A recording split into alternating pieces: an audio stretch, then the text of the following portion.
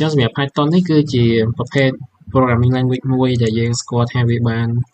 ប្រើប្រាស់នៅក្នុងវិស័យច្រើនមែនតើទៅគឺ apply បានច្រើនវិស័យមែនតើណាតើតើមួយនឹង cyber security តើតើមួយ data អីក៏យើងប្រើដែរប្រភេទIoT ក៏យើងប្រើតើតើមួយនឹង web development នេះគឺយើងអាចយកទៅប្រើបានដូចគ្នាអូខេអញ្ចឹងអីទៅជាភាសា Python អញ្ចឹងយើងចូលលម្អិតនៅក្នុងមេរៀនយើងណា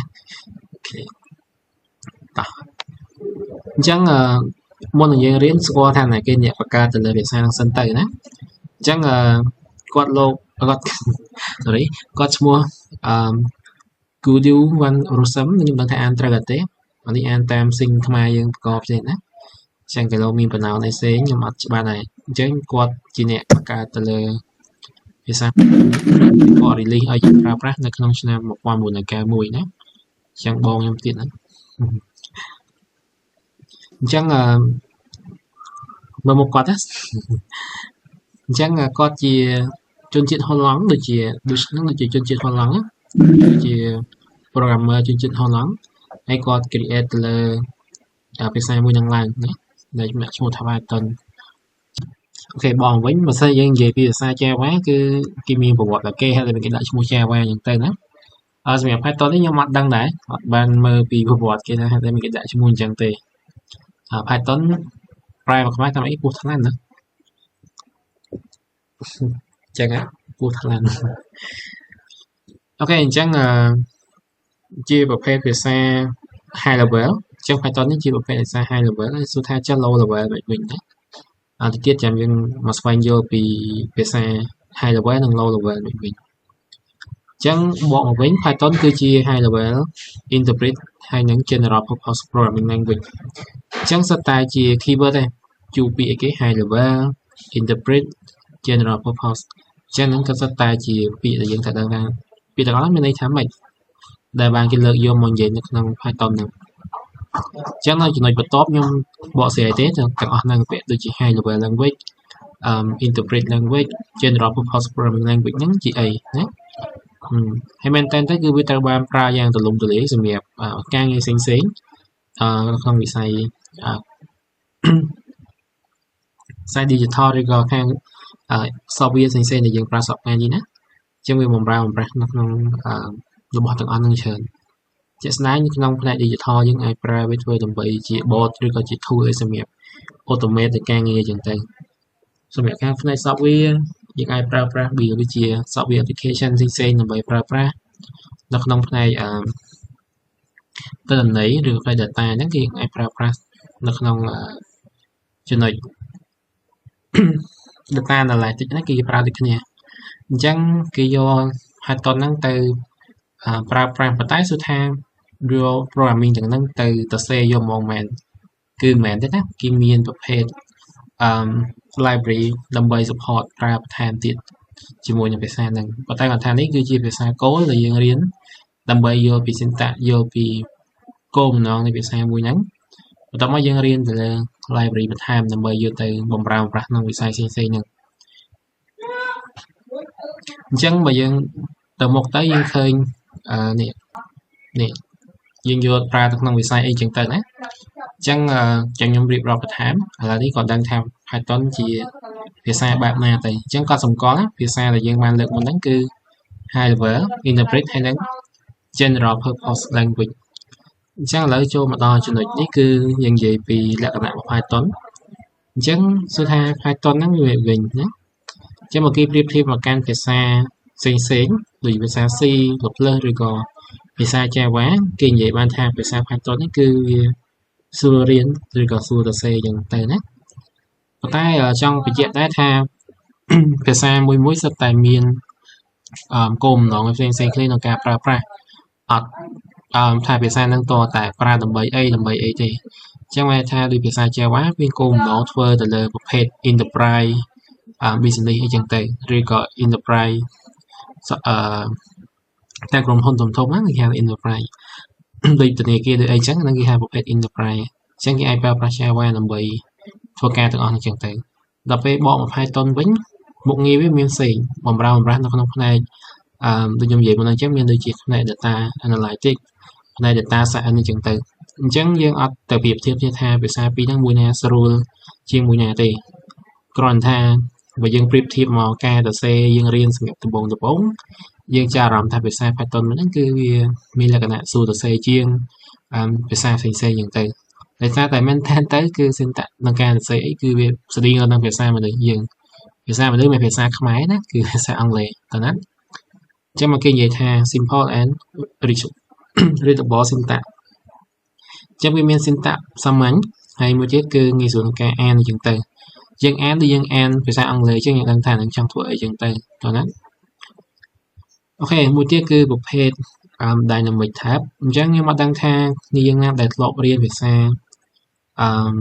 C++ ឬក៏ C ពីមុនមកទេតែខ្ញុំគិតថាមានហើយខ្ញុំសួរគ្នាយើងភាសាមិញគឺដូចជាអ្នករៀននៅភូមិមិនអីគឺគាត់បានរៀនតែណាភាសា C ឬក៏ C++ មានអ្នកខ្លះក៏ធ្លាប់រៀន Java អញ្ចឹងទៅអញ្ចឹងគ្នាយើងដែលថ្មីទៅតែស្គាល់ទៅលើ programming ហ្មងហើយជា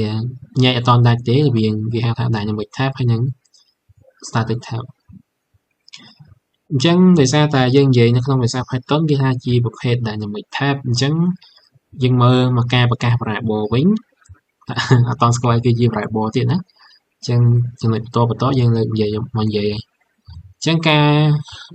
ប្រកាសនៅក្នុងភាសា Python variable គឺអត់ចាំបាច់មាន keyword អីមកបញ្ជាក់ទេតើណាអញ្ចឹងខ្ញុំនិយាយនេះបើជាអ្នកដែលធ្លាប់រៀនភាសា C++ គាត់អាចទាន់បានអញ្ចឹងអត់អីទេសម្រាប់អ្នកយើងដែលអត់ទាន់ស្គាល់ភាសាទាំងអស់នោះក៏មិនអីដែរគាត់ថានេះគឺជាលក្ខណៈរបស់ Python អញ្ចឹងខ្ញុំចង់គ្នាស្គាល់អញ្ចឹងអាចជួបថ្ងៃក្រោយទៅយើងស្វែងយល់ពីវាបន្ថែមទៀតអញ្ចឹងយើងឃើញថានេះការប្រកាស variable ហើយការ assign តម្លៃទៅឲ្យ variable មួយហ្នឹងគឺពុំមានការបញ្ជាក់ទៅលើ tab នោះទេគាត់តែហេតុអីមកយើងដឹងថាប្រភេទតាមរបៀបណាដឹង tab ដោយប្រភេទណាអត់ដោយរបៀបណាអញ្ចឹងថាគឺវាចាប់ទៅលើតម្លៃដែលយើង assign ឲ្យនឹងហើយតើណាអញ្ចឹងកាលណា variable x នេះ assign តម្លៃឲ្យលេខជាលេខពេលហ្នឹង variable ហ្នឹងវានឹងទទួលតម្លៃជាលេខទៅកាលណាយើង assign តម្លៃឲ្យវាជា string គឺឬក៏ជាអក្សរវានឹងធ្វើការទទួលតម្លៃជា string ហ្នឹងទៅជា boolean គឺទទួលតម្លៃជា boolean អញ្ចឹងទៅអញ្ចឹងវាអត់មានបញ្ជាក់ tab នៅពីមុខដោយភាសា C ឬក៏ C++ ទេដាក់អី in x អីចឹងទៅតើណាអានេះគឺអត់មានទេនឹងវាស្តៀងទៅនឹងភាសា JavaScript ដែរថងចំណុចហ្នឹងគឺប្រភេទ dynamic tab ដែលលើ JavaScript ពីមុនមកហើយអញ្ចឹងនេះយើងដែលធ្លាប់រៀនគឺគាត់ដឹងហើយគឺភាសា JavaScript អត់តែសរសេរមានបញ្ជាក់ tab ពីមុខទេណាប៉ុន្តែ TypeScript គឺមានអញ្ចឹងកុំតន់ទៅដល់ TypeScript អីគឺរៀន Python សិនមកណាអូខេអញ្ចឹងនេះលក្ខណៈទី2ហើយអញ្ចឹងចូលដល់លក្ខណៈទី3គឺនិយាយថាជា interpret language អញ្ចឹងសម្រាប់ interpret language នេះវាមានអត្ថន័យរបស់វាគឺការ compile code មិនមានទេនៅក្នុង Python តើណាគឺមានតែការ run code យកតែម្ដងអញ្ចឹងខ្ញុំបកមកវិញមកការភាសា C ឬក៏ C++ វិញគឺយើងត្រូវការ compile សិនណាឥឡូវខ្ញុំធ្វើការបើក playground មួយមើលទៅ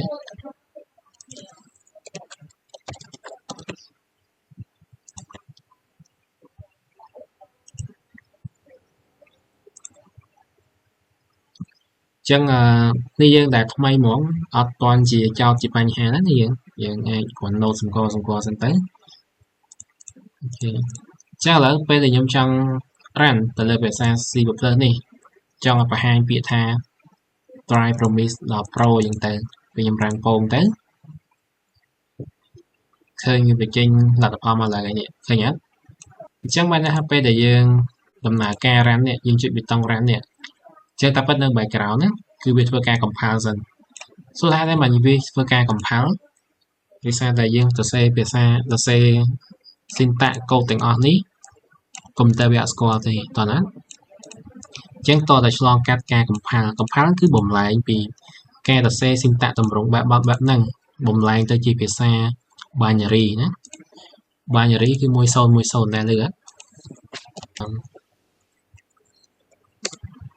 binary code នេះតម្រង់បែបនេះអញ្ចឹងដែលធ្លាប់រៀនគណិតវិទ្យាទៅលើប្រព័ន្ធ copy ប្រហែលជាធ្លាប់បានដឹងណាលេខ1ស្មើនឹងតម្លៃ លេខ1ប្រព័ន្ធកូដ10របស់យើងហ្នឹងស្មើនឹងប្រមាណតម្លៃ copy ចឹងទៅណាអញ្ចឹងភាសាកុំព្យូទ័រគឺ1010បែបនេះអញ្ចឹងហើយដើម្បីឲ្យកុំព្យូទ័រស្គាល់ទៅលើការដែលយើងសរសេរកូដទាំងអស់នេះតើយើងធ្វើការបំលែងសិនបំលែងទៅជាភាសាកូដ1010បែបហ្នឹងទៅកុំព្យូទ័រវាស្គាល់អញ្ចឹងដល់ពេលដែលយើងធ្វើការបំលែងរួចហើយវាបកប្រែនេះចង់សរសេរបានន័យថាម៉េចប៉ុណ្ណឹងចឹងថាវាបកប្រែហើយវាចេញជាលទ្ធផលតាមរយៈនេះមកអញ្ចឹងមុននឹងចេញលទ្ធផលមកក៏យើងរ៉ានដែរតើណាបើថាយើង compile ហើយបានយើងរ៉ានតើបានណាតោះមុនហ្នឹងខ្ញុំនិយាយថាម៉េច compile ណា compile ដូចគេបកប្រែអញ្ចឹងណាតបមកទៅគេ run នេះបានចេញជា result យើងមើលឃើញហ្នឹងតើណាអញ្ចឹងនេះខ្ញុំ copy រូបមក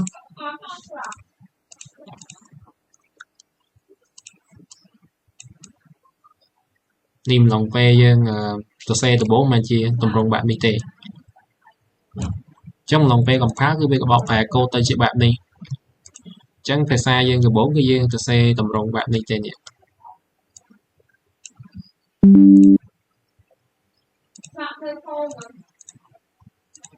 ជាស្រ័យនេះសំឡេងហ្នឹ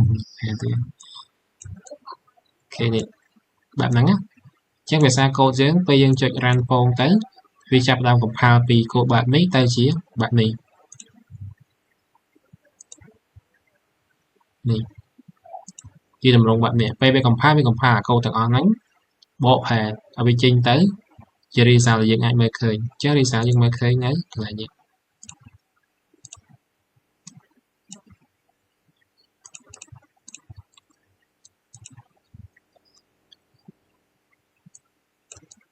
ចានេះ result តើណាពេលវា compile រួចរាល់វាចេញជា result យើងមើលឃើញបែបនេះតើបានណាទាន់ជើខ្ញុំ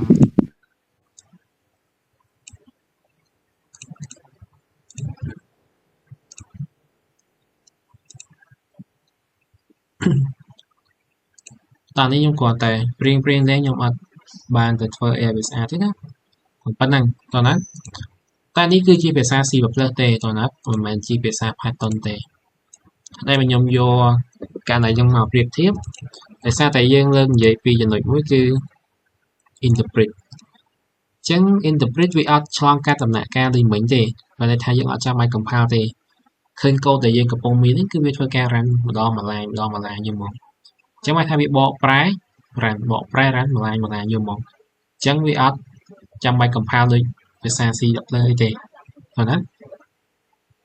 ភាសា Python គឺគេប្រើទៅលើ interpreter អញ្ចឹងគឺថាចុះ compiler ហើយនិង interpreter ហ្នឹងតួនាទីវាមិនតួនាទីវាគឺបកប្រែដូចតែគ្នាទេគ្រាន់ថា compiler វាមានតួនាទី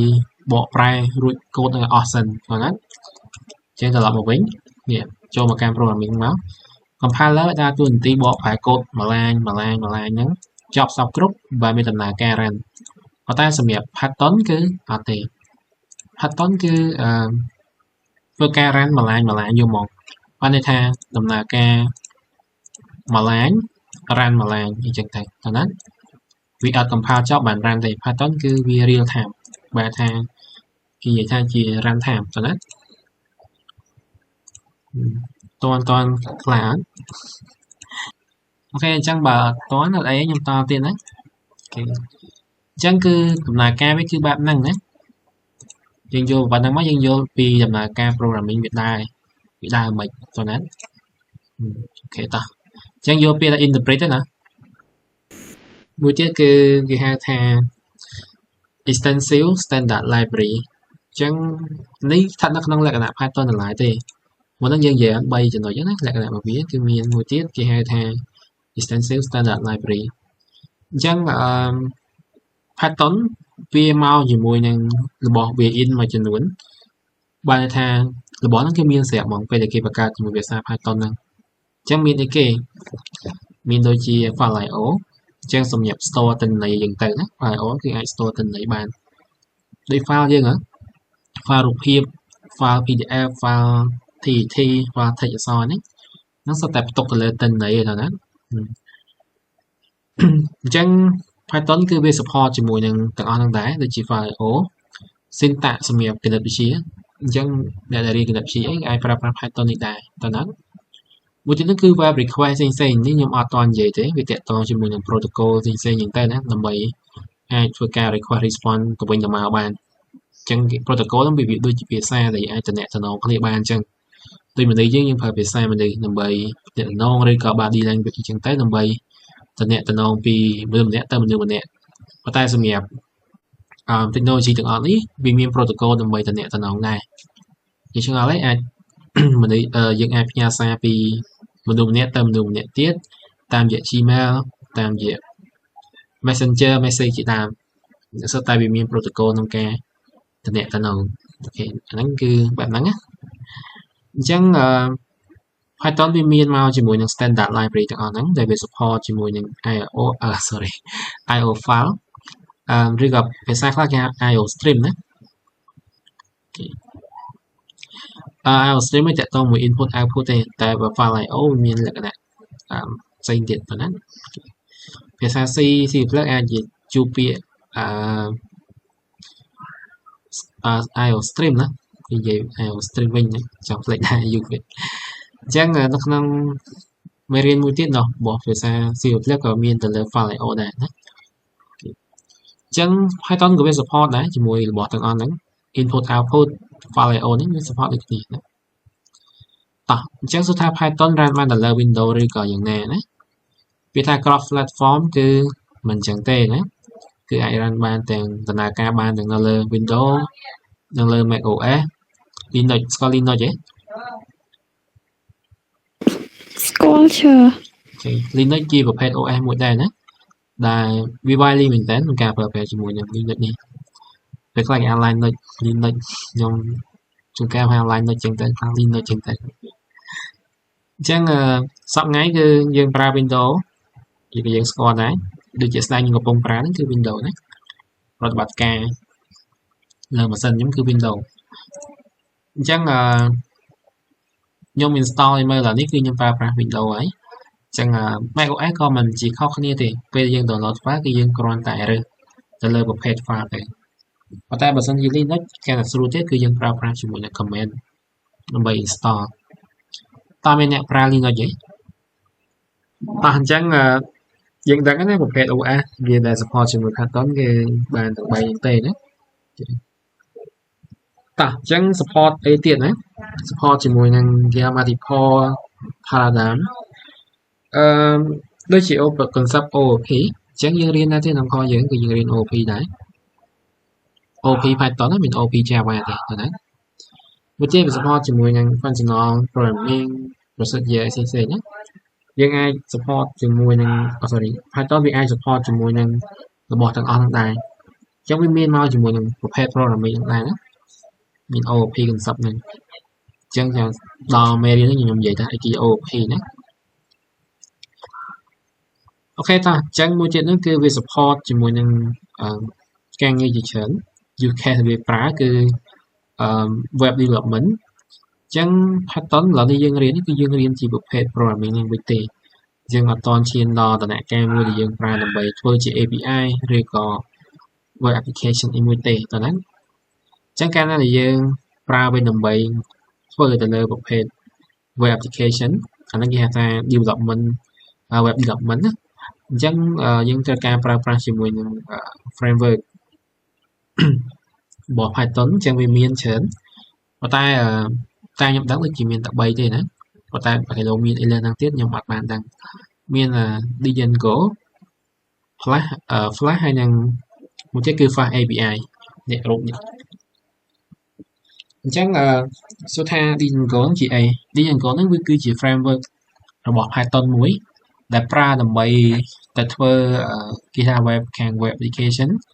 អាចធ្វើបានទាំង front end back end នៅជាមួយគ្នាសម្រាប់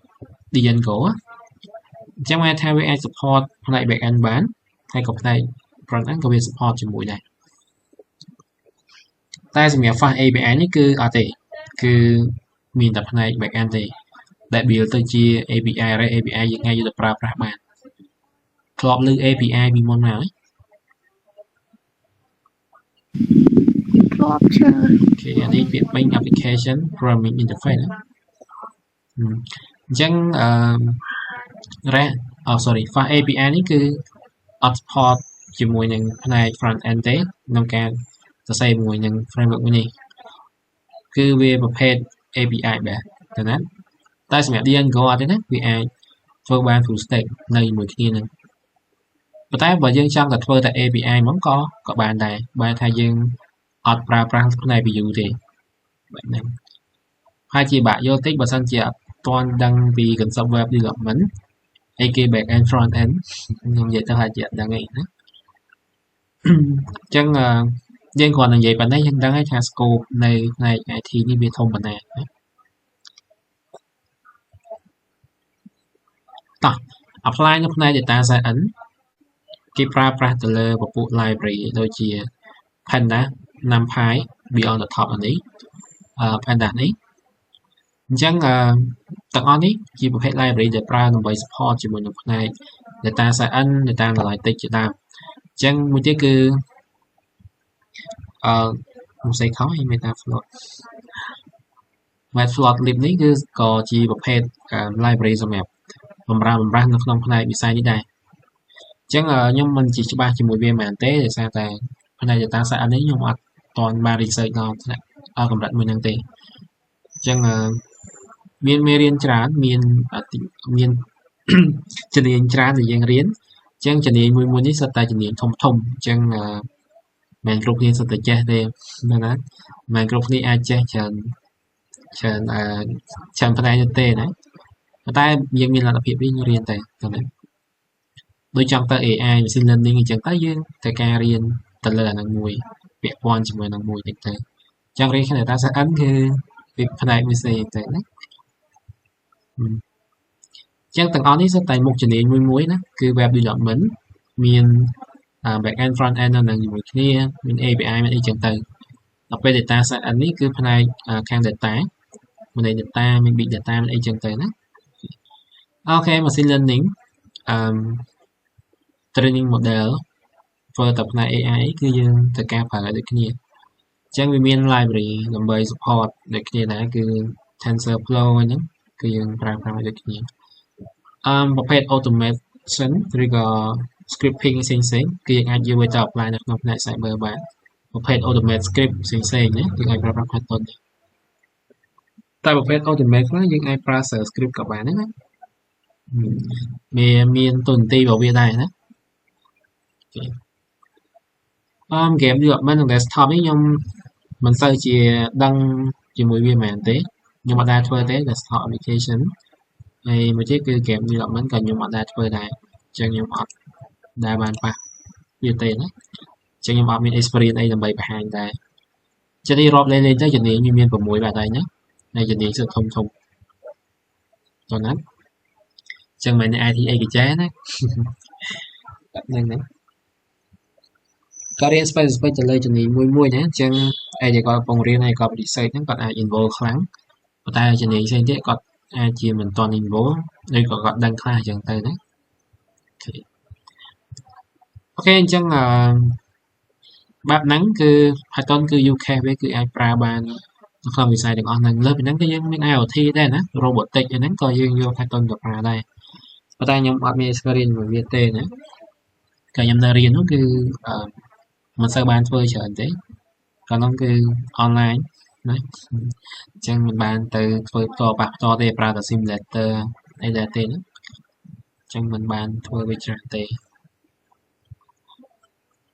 អូខេអញ្ចឹងនេះគឺជា use case សម្រាប់ប្រើប្រាស់ទៅលើវិស័យទាំងអស់នេះផ្នែកទាំងអស់នេះដែលយើងប្រើប្រាស់ជាមួយនឹង Python ណាហើយតែយើងរៀន Python ណាbeginner friendly អញ្ចឹង beginner friendly ណាពេលទៅមុខទៅអត់ friendly ទេតែទៅ say framework ទៅ say អីគឺស្មុគស្មាញsyntax Python អាចនិយាយទៅមុខទៅវាសាមញ្ញជាងភាសាដទៃទៀតណាអញ្ចឹងនិយាយឲ្យយើងមានគ្រឹះទៅណាមានគ្រឹះទៅយើងអាចមិនជាស្មុគស្មាញទេយើងអាចមើលបាន một tiết cứ làm cái năng tí xa chẳng tôi chết snack khi chỉ nhìn on hết nè sợ tay dần nhìn tí xa thật cá đây để ta sẽ ăn này khang là gì kia ấy kia ai tra cá khang để ọp khang ấy có kia tra cá đấy cyber nhé chẳng sợ tay chia chùm điện được năng thật năng tí xa chẳng phải tốn vì chia xa mới cho luôn chùm này được năng có thể chẳng ở năng trên những ai chơi với tay vô về tập pra bàn đó okay. Một tiết Premium Community thống Manhattan Resort សម្រាប់រៀននេះគឺមានច្រើនជាងអាចសើចមើលនៅក្នុងអ៊ីនធឺណិតទេប្រកាសជាមាន resort និង tutorial ផ្សេងៗមានដែរទាំង YouTube ចឹងអីគឺគេធ្វើ tutorial បរៀនតាមវីដេអូអញ្ចឹងទៅណាអូខេហើយក៏មានការបើកជាវគ្គបរៀនជាក់ស្ដែងតាមសាលាឬក៏តាម online ចេះក៏មានដែរជាងហៅថា large community មួយទៀតគឺគេថា ecosystem វាគឺធំបើថាកាលណាដែលគេរៀនច្រើនគេប្រើច្រើនអញ្ចឹង community វាប្រកាសជាមានអ្នកចូលរួមសួរឆ្លើយអ្នកចូលរួមចែករំលែកអីចឹងទៅមួយទៀតហ្នឹងគឺគេ keep update ទៅលើ programming មួយហ្នឹងអញ្ចឹងភាសាមួយហ្នឹងគឺអត់ដួលទេតើណាតន់បានតែយ៉ាងហ្នឹងតែតើមិន large community ហ្នឹងតន់ឈើតោះឥឡូវចូលដល់ពាក្យថា high level language អញ្ចឹងពេលដែល high level language នេះគឺជាប្រភេទ programming ដែលងាយស្រួលអានងាយស្រួលសរសេរអញ្ចឹងដូច pattern ហ្នឹងហើយណានេះពេលយើងចង់ print message មួយចេញពាក្យថា hello world យើងគ្រាន់តែ say print hello world ហើយយើង run មកគឺវាដំណើរការអញ្ចឹង print បើយើងប្រែខ្មែរបោះពុំណាបដិចេញអញ្ចឹងទៅណាអញ្ចឹងដូចជាយើងគ្រាន់តែអានយើងដឹងថា print ប៉ុណ្ណឹងយើងចង់ឲ្យវាចេញអីចឹងគេហៅ simple and human readable ចឹងយើងគ្រាន់តែមើល syntax ប៉ុណ្ណេះយើងអាចដឹងហើយថាគេសរសេរប៉ុណ្ណឹងនឹងគោលបំណងអីអញ្ចឹងវា easy to read ហើយនឹង write មួយទៀតគឺ abstract ទៅលើ memory វាអត់ឲ្យវាអត់ស្មុគស្មាញទៅលើការសិក្សាទៅលើគេហៅថា pointer ទេអញ្ចឹងប្រហែលជាធ្លាប់ឮអ្នករៀនភាសា C ឬក៏ C++ ធ្លាប់ឮពាក្យថា pointer មាន allocate មានអីហ្នឹង malloc reloc calloc អីហ្នឹងធ្លាប់ឮអត់អញ្ចឹង pointer គឺជាចំណុចមេរៀនមួយដែលយើងត្រូវការស្វែងយល់ពី location ឬក៏ address របស់ variable មួយហ្នឹងពេលខ្ញុំបង្កើត variable មួយប្រកបជាត្រូវការទៅលើ location មួយនៅលើ memory របស់យើងហ្នឹងអញ្ចឹងវាអាចស្ថិតនៅលើ RAM អញ្ចឹង variable គឺផ្ទុកទិន្នន័យជាទម្រង់គេហៅថា temporary បើថាជាបណ្ដោះអាសន្នអញ្ចឹងវាពេលដែលយើងបិទ computer ឬក៏បិទកម្មវិធីទៅវានឹងអាលុបទៅវិញប៉ុន្តែនៅពេលដែលយើងកំពុងដំណើរការពេលដែលយើងប្រកាសទៅលើvariable មួយអញ្ចឹងវាប្រកាសជាត្រូវការទីតាំងមួយនៅលើ memory របស់យើងហ្នឹងអញ្ចឹងភាសាដូចជា C++, Java អី Java អត់មាន pointer ទេប៉ុន្តែនៅ background របស់ Java គឺមាន pointer អញ្ចឹងខ្ញុំលើកយកតែភាសា C++ មកប្រៀបធៀបទៅបានទេមិននិយាយ Java ទេគឺភាសាពីរនេះគឺវាមាន pointer អញ្ចឹងពេលដែលយើងរៀនយើងត្រូវដឹងពី memory បែបណាអញ្ចឹងទៅប៉ុន្តែសម្រាប់ភាសា Python នេះគឺ abstract យើងអត់ចាំបាច់ខ្វល់រឿងអស់ហ្នឹងទេណាយើងអត់ចាំបាច់ខ្វល់រឿង memory management ឬក៏ទៅប្រកាសមិន location ណា location ណាទេអត់ទេតែណា abstract បាត់ហើយអញ្ចឹងយើងអត់ខ្វល់រឿងចំណុចទាំងអស់ហ្នឹងទេណានេះអញ្ចឹងភាសាដែលប្រភេទ high level នេះគឺមានដូចជាភាសា JavaScript Ruby ខ្ញុំអត់ដែលរៀនដែរទេ Python អូខេ Java ណាគេគិតថា high level តោះនេះគឺប្រភេទ high level អញ្ចឹងទទួលបានពាក្យថា high level ជាអីបើយើងមកប្រៀបធៀបមួយ low level វិញភាសា assembly តោះប្រហែលជាធ្លាប់ឮខ្ញុំក៏ flex ដែរ syntax នេះដឹងសរសេរដើម្បីអីទេខ្ញុំ flex ដែរណាអញ្ចឹងនេះវាជាភាសា assembly ណាយើងអត់ដឹងតែចង់សរសេរបានន័យថាម៉េចទេខ្ញុំ flex ដែរអី syntax ទាំងអស់នេះគឺមិនសូវរៀនមែនទេសំដីតែបើយើងបកមកភាសា Python វិញយើងគាត់សរសេរប៉ុណ្ណេះមកយើងដឹងចង់ធ្វើអីតែណាអញ្ចឹងមកគេប្រៀបធៀបរវាង high level និង low level អូខេ high level គឺបែបហ្នឹងនេះគាត់សម្គាល់ keyword សំខាន់ហ្នឹងមក interpret យើងបានជួបហើយមួយទៀត high level អូខេអញ្ចឹងខ្ញុំបាននិយាយមុនហ្នឹងហើយខ្ញុំអត់និយាយឡើងវិញទេទាក់ទងនឹង interpret នេះ តោះនិយាយពី general purpose ម្ដងអញ្ចឹងពាក្យថា general purpose programming language គឺវាអត់ limit ទៅលើ scope មួយហ្នឹងថាធ្វើដើម្បីតែអីទេមិនមែនថា scope ធ្វើមកដើម្បីតែ web ឬក៏ធ្វើសម្រាប់តែ desktop ឬក៏ mobile sorry game development ទេអញ្ចឹងវាថា general purpose វាអាចធ្វើបានច្រើនថាគឺថា widely ក្នុងការប្រើប្រាស់យ៉ាងទៅអញ្ចឹងយើងដឹងហើយ Python មកយើងយកទៅបម្រើប្រាស់ក្នុងវិស័យអីបានខ្លះទាំង web ទាំងអីគេទាំង data science ទាំងអីចឹងទៅណាអញ្ចឹងវា widely មែនតើក្នុងការប្រើប្រាស់វាអត់ limit ទេអញ្ចឹងយកសួរថាយកទៅធ្វើអីក្នុងគោលបំណងអីមួយជាក់លាក់អញ្ចឹងអាហ្នឹងគេហៅថា general purpose language វាថាយកទៅធ្វើសម្រាប់ web development អាហ្នឹងវាដឹងពីគោលបំណងមួយជាក់លាក់ក្នុងការប្រើប្រាស់ language មួយហ្នឹងដល់ពេលយកទៅប្រើសម្រាប់ផ្នែក AI train model ទៅអីយ៉ាងទៅណាអញ្ចឹងយើងដឹងគោលបំណងជាក់លាក់ក្នុងការប្រើប្រាស់អញ្ចឹងគេនិយាយថាភាសាហ្នឹងគឺជាប្រភេទ general purpose language តើមែនអត់នេះ web development data analysis ដល់តែតិចហ្នឹង C learning scripting automation ហ្នឹងសុទ្ធតែជា purpose ឬក៏គោលបំណងមួយជាក់លាក់ក្នុងការប្រើប្រាស់ទៅលើភាសាមួយហ្នឹងចឹងហ្នឹងគេហៅថា general purpose language តន keyword ទាំងអស់ហ្នឹងហើយ3ហ្នឹងដែលខ្ញុំបាន mention តាំងពីដើមមេរៀនមក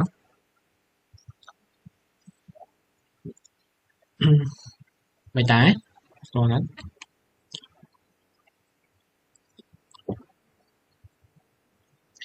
តន់ចា